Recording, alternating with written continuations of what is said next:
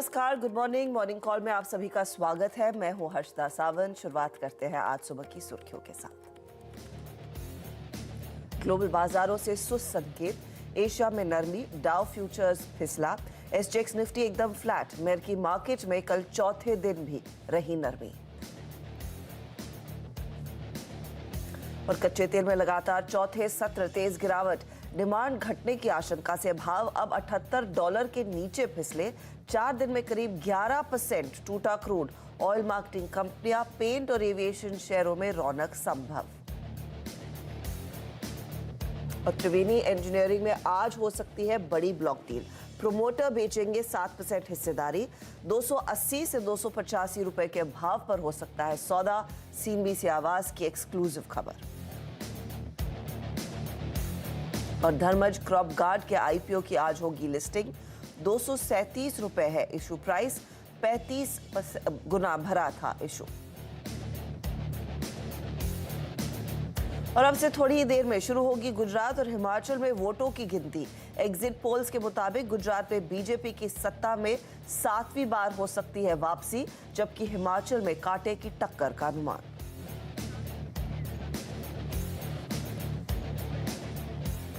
तो आज बड़ा दिन है भारतीय बाजारों के लिए, खासतौर से डोमेस्टिक फ्रंट पर। एक तो वोटों की गिनती की शुरुआत होती हुई दिखाई देगी, तो वहां से जो भी क्यूज आएंगे उस पर मार्केट रिएक्ट करता हुआ दिखाई देगा। साथ ही साथ आज गुरुवार है, यानी कि वीकली एक्सपायरी का सत्र। तो ऐसे में आपकी क्या रणनीति होनी चाहिए, उसकी एक पिक्चर आपके सामने पेश करेंगे। कल याद रखिएगा 18,560 के आसपास थोड़ी सी नरमी के साथ, हल्की सी बिकवाली के साथ बाजार बंद होते हुए दिखाई दिए थे। और एसजेएक्स निफ्टी की ओर से भी ज्यादा कुछ बड़ा संकेत नहीं है, एकदम शांत कारोबार वहां पर 5 पॉइंट नीचे।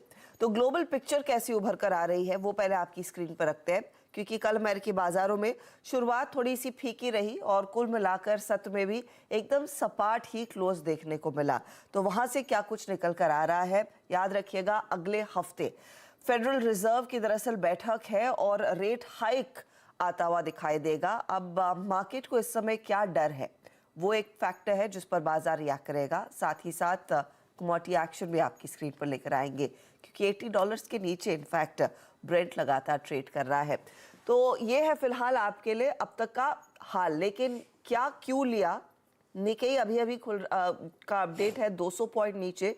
तो एशिया में बिकवाली बढ़ती हुई दिखाई दे रही है। नीरज हमारे साथ है जो आपको बताएंगे कि ग्लोबल सेटअप कैसा है, इन रुझानों को कैसे पढ़ना चाहिए। इन्हीं से समझे कि दरअसल आज पॉलिटिकल फ्रंट पर क्या निकल कर आएगा। और साथ ही साथ वीरू आपको बताएंगे आज की रणनीति, खासतौर से ग्लोबल इवेंट से ठीक पहले, डोमेस्टिक क्यूज से ठीक पहले और एक्सपायरी के दिन आपकी क्या स्ट्रैटेजी होनी चाहिए। तो शुरुआत करते हैं फिर ग्लोबल फ्रंट से। नीरज जी, कल इनफैक्ट एक और शांत सत्र कहेंगे अमेरिकी बाजारों में। मैं इनफैक्ट कई सारी रिपोर्ट्स पढ़ रही थी जो सब कह रहे हैं कि रिसेशन का डर है, लेकिन रेट हाइक भी होगा। अब सबसे बड़ा फियर फैक्टर क्या है? सबसे बड़ा फियर फैक्टर रेट हाइक का है, क्योंकि रिसेशन के डर की वजह से लोगों को ऐसा लगता है कि एक तो रिसेशन का डर हो रहा है, ऊपर से फेड मान नहीं रहा, वो हाइक करेगा ही। अब इसको नंबर्स के जरिए समझते हैं। देखिए, कल S&P 500 जो है 5वां दिन लगातार था जब वो कमज़ोर बंद हुआ और 100 डेमा के बिल्कुल करीब वो है। तो ये एक उसके लिए एक पिवट पॉइंट हो सकता है यहाँ पे। तो डर यही है कि अगर ऐसे रेट बढ़ते रहे और ऑलरेडी रिसेशन के फियर्स हैं तो ये चिंता और गहरा जाएगी। इसमें एक बड़ा फैक्टर ये था कि कल जो बॉन्ड यील्ड है उसमें एक इन्वर्जन देखने को मिला। 10 साल 30 साल या कहीं पे भी आप देखें तो ये एक बहुत ऐसी चिंता की बात है कि जब बॉन्ड यील्ड में ऐसे इन्वर्जन होता है तो वो ज़्यादा पुख्ता संकेत मिलते हैं कि आपका मार्केट रिसेशन की तरफ जा रहा है, इकॉनमी रिसेशन की तरफ जा रही है। और कल एग्जैक्टली वैसा ही होता यहाँ पे देखने को मिला। साथ के साथ ऑयल प्राइस का भी अगर ब्रेंट का 78 के नीचे आता है वो, तो ये भी एक बड़ी चिंता की बात है। डिमांड डिस्ट्रक्शन के साफ संकेत यहाँ पे देखने को मिलते हैं। तीसरा एक और संकेत या सिम्टम आप लें कि दुनिया भर की जो सबसे बड़ी ट्रेवल कंपनीज हैं उनको डाउनग्रेड किया गया। और इवन एक्सपीडिया को तो मॉर्गन स्टैनली ने इतना डाउनग्रेड किया कि वो 30% नीचे का टारगेट दे रहे हैं। तो अगर ग्लोबल ट्रेवल को डाउनग्रेड आप कर रहे हैं, इसका मतलब फिर पूरी दुनिया में एक डर हो गया है। 2 दिन पहले तो एयरलाइन को अपग्रेड किया था इन्होंने। नहीं, वो IATA की जो रिपोर्ट थी उन्होंने कहा था कि इस बार वो मिनिस्कल प्रॉफिट बनाएंगे, शायद $2-3 बिलियन का ग्लोबल एयरलाइंस बनाएंगे। लेकिन अब आप देखिए कि इस तरीके के डाउनग्रेड्स है जहाँ पे एयरबीएनबी, बुकिंग, एक्सपीडिया, ये सब स्टॉक गिरे, तो ये एक और संकेत दूसरी तरफ था कि मार्केट में एक ज़्यादा चिंता हुई। तीसरी चीज़ जो इसमें से निकल के आ रही, जिसकी वजह से मार्केट में और चिंता, जब आप अभी एशिया का जिक्र कर रही थी, चाइना का जो एग्जिम डेटा है एक्सपोर्ट और इंपोर्ट का, वो काफ़ी कमज़ोर है। जो उनका अब तक का जो नंबर निकल के आ रहा है वो 2 से 2.5 साल के लोएस्ट लेवल पे चला गया है। तो 2 रीज़न से इसको समझा जा रहा है कि डिमांड की वजह से भी नीचे हुआ है, और जो इन्होंने इतनी सख्त कोविड पॉलिसी बनाई थी उसकी वजह से तो डोमेस्टिक फ्रंट पे भी डिमांड डिस्ट्रक्शन। इनका जो सरप्लस है वो $69 बिलियन के आसपास आया, जो $10 बिलियन कम है।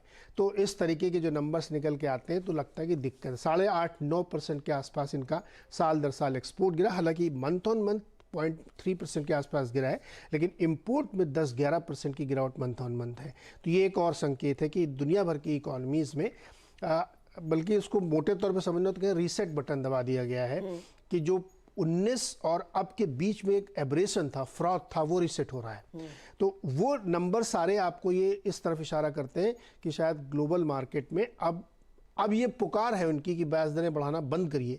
कल कनाडा ने 0.5% ब्याज दर बढ़ाई है, जो 15 ईयर्स के हाई पे पहुंच गई। हालांकि उन्होंने ये संकेत दिया कि शायद अब वो रुक जाएंगे, लेकिन अगर ब्याज दरें बढ़ने का सिलसिला नहीं रुका, इवन अपने गवर्नर साहब भी नहीं मान रहे, वो भी कह रहे हैं अभी और बढ़ाएंगे, तो ये रिसेशन का फियर पुख्ता होगा, जो 2023 में जाएगा। दूसरों के टर्न में रहने के लिए बढ़ा रहे हैं। हमारी तो मजबूरी है, हमारी मजबूरी है, सभी लोग ये कह रहे हैं। हाँ, हम वैसे अहेड ऑफ द कर्व थे एक्चुअली, और फिर अब हम लोगों के बीच में फंस गए, पीयर प्रेशर में आ गए। पीयर प्रेशर में अब मुर्गी अंडे वाली हो गई कि कौन किसको दोष दे कि हम उनकी वजह से बढ़ा रहे हैं, वो कह रहे हैं उनकी वजह से बढ़ा रहे हैं। लेकिन नेट ये है कि रिसेशन का फियर और फेड की जो पॉलिसी सामने खड़ी उसका डर, तो इसीलिए कल मार्केट गिरे हैं और डे हाईज पे थे, 0.5% सारे इंडाइसेस ऊपर थे और वो उतना ही नीचे जाके बंद हुए। तो इसलिए मुझे लगता है कि चिंता बाजार में थोड़ी बढ़ गई है। अच्छा, चाइना फैक्टर में एक चीज मैं पढ़ रही थी कि एक कोऑर्डिनेटेड ईजिंग फिस्कल पे हाउसिंग को सपोर्ट करने के लिए और कोविड पॉलिसी थोड़ी सी ऑन ट्रैक लाने के लिए भी कदम उठाए जाएंगे, लेकिन वो कब तक होता हुआ दिखाई देगा? क्योंकि आज शायद वो एक बड़ी बैठक भी होने वाली है। हाँ, एक बड़ी बैठक होने वाली है। उन्होंने इनिशियली तो शुरू कर दिया है कि लोगों को आप होम क्वारंटाइन खुद हो जाइए, आपको बाहर निकलना है तो आप जाइए, आपसे RT-PCR नहीं मांगा जाएगा। तो ये सारी चीज़ें उन्होंने शुरू कर दी और बड़े पैमाने पे कर रहे हैं। हाउसिंग के लिए उन्होंने ऑलरेडी काफ़ी पैसे देने की शुरुआत करी है। तो धीरे धीरे चीज़ें बढ़ रही, लेकिन डिमांड पुश होना बहुत ज़रूरी है। ये चिंता सिर्फ हम लोगों की नहीं, ये चिंता उनकी बहुत ज़्यादा है, क्योंकि उनकी अपनी इकोनॉमी डोमेस्टिक फ्रंट पे बहुत बुरी तरह से गिर रही है। अब इसी के साथ साथ लोग कह रहे हैं कि जो इन्होंने एकदम से खोल दिया है ना सारा कुछ डर के मारे, तो हो सकता है कि 90% लोगों को कोविड हो। ये रिपोर्ट छपी हुई है, ये फियर भी साथ के साथ चलता जा रहा है। तो मतलब एक बहुत ही पिकुलियर सिचुएशन में ग्लोबल मार्केट और इकोनॉमीज और कंट्रीज फंसते हुए दिख रहे हैं। खासतौर पे चाइना और अमेरिका, दोनों ध्रुव जो है एकदम एंटी भी खड़े हुए एक दूसरे के। जी हाँ, एकदम ऑपोजिट एंड्स पर। लेकिन चाइना में पहली बार शायद एक रेयर स्टेटमेंट आई है कि FDI को अट्रैक्ट करने के लिए भी कदम उठाए जाएंगे। Exactly. जो काफी यूनिक है। फिर वो पता नहीं वो पैनिक बटन दबा रहे हैं या फिर उनको अचानक एहसास हो गया है कि हम इस पूरे यूनिवर्स में आइसोलेट हो रहे हैं तो हमें भी हिस्सा बनना चाहिए। एक बैंक ऑफ इंटरनेशनल सेटलमेंट्स है जो दुनिया भर के डेट को ट्रैक करता है। तो उसने बैंकिंग एंड फाइनेंशियल सेक्टर के डेट टू GDP कैलकुलेट किया था US का, जो 295% है। सो ये इंडिकेट करता है कि वहाँ की स्थिति काफ़ी गंभीर है। तो अब शी जिनपिंग को लगता है कि अगर तुरंत ठीक नहीं किया गया वॉर फुटिंग पे तो और मुश्किल खड़ी होगी। तो वो BIS का डेटा भी कल था, जिसका हम लोगों ने ज़्यादा जिक्र नहीं किया कि बहुत ज़्यादा नेगेटिव बातें नहीं करनी चाहिए, लेकिन वो भी 300% के आसपास वहाँ पहुँचता हुआ दिख रहा है। मुझे लगता है कि चीन की तरफ से कुछ बड़े ऐसे ड्रास्टिक रिवोल्यूशनरी कदम उठाए जा सकते हैं जो उनके अपने फायदे के होंगे शायद। ओके, तो एक नया चाइनीज रेवोल्यूशन लेकिन फिस्कल फ्रंट पर आता हुआ दिखाई देगा। चलिए वीरू, मामला आपके सामने है। ग्लोबली किस तरह की स्थिति बनती हुई दिखाई दे रही है? आज एक्सपायरी का दिन और आज ऑफ कोर्स पॉलिटिकल फ्रंट पर भी एक इम्पोर्टेंट सत्र रहेगा, क्योंकि गुजरात और हिमाचल के वोटिंग की गिनती शुरू होने लगेगी। बताइए कैसे सेटअप दिख रहा है, कैसे पॉइज करें? जय, गुड मॉर्निंग हर्ष। तो देखिए, सेटअप बहुत चैलेंजिंग है और जैसे कि हम पहले भी डिस्कशन कर रहे थे ट्यूसडे मॉर्निंग को कि इस हफ्ते का वीकली कॉन्ट्रैक्ट का डेटा काफ़ी फंसा सा है। छोटी सी टाइट रेंज है आपके पास, और आप यकीन मानिए निफ्टी बैंक पे कल जो हमने रेंज देखी थी, क्या सुबह बात हुई थी, 18,680 और 18,550, यही रेंज रहेगी, एग्जैक्टली उसी छोटी सी रेंज में आपको ऑप्शन राइटर्स ने ग्रैब कर रखा है, पकड़ रखा है, छोटी सी। अब आज का इलेक्शन आउटकम अगर हमें इस रेंज से बाहर निकाल दे तो ही अगर आप देखें पॉसिबिलिटी एक अच्छी ट्रेड की बन रही है हर्षदा। डेटा क्या कहता है, देखिए डेटा का पहली चीज़ तो ये है कि हर्षदा एफआईएस सेलिंग मोड में है, और ये इनका सेलिंग मोड आया था 2 दिसंबर से, यानी शुक्रवार से, यानी जब ये वीकली कॉन्ट्रैक्ट शुरू हुआ था। कल भी उन्होंने करीब 1242 करोड़ रुपए की सेलिंग करी, 1218 करोड़ रुपए का इंडेक्स बेचा, लॉन्ग काटे, करीब 6,974 शॉर्ट्स इनिशिएट किए। कल स्टॉक फ्यूचर बेचा 918 करोड़ रुपए का, 9,000 कॉन्ट्रैक्ट लॉन्ग काट लिए और करीब 7,000 कॉन्ट्रैक्ट शॉर्ट किए। ऑप्शन स्टैट्स क्या कहते हैं, 1,036 करोड़ रुपए की सेलिंग, 45,000 कॉल लॉन्ग के अगेंस्ट अगर आप देखें करीब 70,000 call short, restricted upside, huge call writing उनकी तरफ से हुई है, और पुट लॉन्ग करके बहुत कम थिन पुट शॉर्ट है। एफआईएस का डेटा हर्षदा थम्स डाउन है, और आप ये देखिए, मैं बार बार 2 दिसंबर का जिक्र इसलिए कर रहा हूं कि अगर आप 2 दिसंबर से लेकर अब तक के स्विंग को देखें तो कहां हम एफआईएस के करीब 1 लाख कॉन्ट्रैक्ट्स दिख रहे थे नेट में, और वो हर्षदा रिड्यूस होके, मतलब इस हफ्ते इन्होंने इतना ट्रिम कर लिया अपनी पोजीशंस को, अब वो मात्र 29,246 कॉन्ट्रैक्ट है। ये देखिए किस तरीके से इन कुछ सेशंस में, मतलब ये पूरा प्राइस डैमेज मतलब जो हुआ उसके पीछे बड़ा कारण था एफआईएस की ये लॉन्ग अनवाइंडिंग। 30 नवंबर को आप 1 लाख कॉन्ट्रैक्ट प्लस थे, आज आप मात्र 29,000 हैं। तो यकीन मानिए थोड़ा सा एफआईएस का डेटा खराब है, पर अप्रोच क्या रखेंगे। देखिए आप निफ्टी के स्टैट्स को देखिए, हर्षदा बहुत स्ट्रॉन्ग कॉल राइटर्स ने ग्रिप ले रखी है, 18,600 पे, 18,700 पे, 18,800 पे, मतलब जो कॉल राइटर परसों 18,800 पे था वो कल आया 700 और 600 पर भी। लेकिन एक और चीज बात याद रखिएगा, 18,500 पे अभी भी बहुत स्ट्रॉन्ग पुट्स का कंसंट्रेशन है, 18,500 पे अभी भी 65 लाख पुट खड़ी हुई हैं। और आप एक और चीज याद रखिएगा, 18,500 पे अभी भी put call ratio it's 4.38, that's too high. और एक और चीज, आपका 20 डे एक्सपोनेंशियल मूविंग एवरेज वो आता है करीब करीब 18,413 पे। मैं कल भी कह रहा था कि नीरज जी ने जो नेगेटिव कमेंट्री पेश की थी यूएस मार्केट में, अगर हमारी पैरिटी यूएस मार्केट से बनी तो हम जाएंगे 20 डे को छूने के लिए। तो हर्षदा मेरी अप्रोच क्लियर कट यही है, no shorting thoughts till we have first base and second base. First base की प्रॉपर्टी है स्ट्रॉन्ग पुट राइटर्स एट 18,500, और दूसरे बेस की प्रॉपर्टी है that rising 20 day exponential moving average. जब तक ये दोनों कायम है शॉर्ट्स के बारे में मत सोचिए, तब तक अप्रोच बाय ऑन डिप्स की रहेगी, लेकिन थोड़ा बाय ट्रेड पे दिमाग लगाइएगा। जो नंबर्स आ रहे हैं, आई मीन बीजेपी के नंबर्स या फिर गुजरात और हिमाचल के नंबर्स आ रहे हैं, उन पर रिएक्ट करते हुए एक बाय ट्रेड लीजिएगा। But Harshada clearly since it's expiry day we have strong base 20 day plus put writers का zone, no shorting thoughts about first and second base. Buy on dips के अप्रोच इसके ऊपर। निफ्टी बैंक, मैं आपको एक pyramid दिखाता हूं हर्षदा, और आप निफ्टी बैंक के पिरामिड्स को देखिए। कल की पॉलिसी के बाद भी वो 43,000 का पुट राइटर कितने कन्विक्शन के साथ बैठा है। आप 43,000 की अगर आप पुट का आउटस्टैंडिंग वाई देखेंगे आज, यानी कल क्लोजिंग बेसिस पे, ये देखिए, ये ऑरेंज जो पुट राइटर है दैट इज 43,000 पुट राइटर। बड़े कॉल राइटर्स ने आपको ग्रैब कर रखा है 43,300 पे, 400 पे, 500 पे। मेरी बैंक निफ्टी पे भी हर तक क्लियर अप्रोच है, मैं एक्सपायरी डे में अभी कोई शॉर्टिंग थॉट्स नहीं रखूंगा अबव बेस 1 एंड बेस 2। मेरा लॉन्ग का ही अप्रोच है। शॉर्ट के बारे में तब सोचेंगे हर्षदा जब 18,400, 413 ऑन निफ्टी अगर वॉलेट हो जाए, तभी शॉर्ट के बारे में सोचेंगे। Harshada over to you. तो मंदी का ख्याल दिमाग से निकाल दीजिए। वीरू बेसिकली ये कह रहे हैं कि भले ही ग्लोबल सेटअप बिगड़ता हुआ दिखाई दे रहा हो, लेकिन आज दरअसल बड़े क्यूज दोपहर में डोमेस्टिक फ्रंट पर आएंगे। ऐसी स्थिति में ऐसा ना हो कि आप शॉर्ट करके बैठे और फिर मार्केट घूम जाए। तो अगर 400, 413, 18,400, 413 का स्तर टूटता है तभी मंदी का यहाँ पर आप ट्रेड लेंगे, वरना अभी भी मार्केट इसका मोमेंटम या फिर जो रुझान है वो तेजी की तरफ ही है, ये साफ हो गया है। लेकिन एग्जिट पोल की तरफ से जो इशारा था वो यही था कि बीजेपी एक बार फिर सत्ता बनाती हुई दिखाई देगी गुजरात में, हिमाचल में कांटे की टक्कर रहेगी। कल हमने एमसीडी के इलेक्शंस का रिजल्ट देख लिया, जहां पर आपने एक बहुत बढ़िया मेजॉरिटी से मामला आगे बढ़ाया। 134 सीटें उनके हाथ में और 125 मेजॉरिटी थी, मतलब 125 अगर आपके हाथ आ गई तो जीत गई। हाँ, तो आपका भी वोट शेयर क्या बढ़ सकता है? क्या वो भी एक फैक्टर होगा जो गुजरात में देखना है? देखिए, कल जो नंबर्स आए हैं एमसीडी के, उसके दो लेसन हैं दोनों पार्टीज के लिए। आम आदमी पार्टी को ऐसा लग रहा था कि वो क्लीन स्वीप करेंगे, 200 प्लस जाएंगे, जो 134 पर रुक गए।